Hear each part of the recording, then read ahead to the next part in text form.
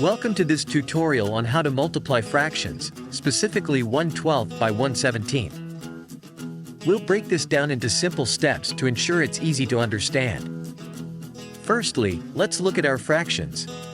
We have 1/12, where 1 is the numerator, the top number of the fraction, and 12 is the denominator, the bottom number. This fraction represents one part out of 12 equal parts. Now, take a look at the second fraction, 1/17. Here, 1 is the numerator, and 17 is the denominator. This fraction represents one part out of 17 equal parts. To multiply these fractions, we simply multiply their numerators together and then their denominators together. So, multiplying the numerators, 1 times 1 gives us 1. For the denominators, 12 times 17 gives us 204. Therefore, 1/12 multiplied by 1/17 equals 1/204. That's our final answer. It's as simple as that.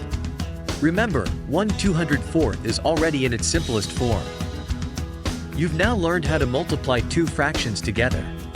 If this tutorial was helpful, please hit that like button and subscribe for more math tutorials. Thanks for watching.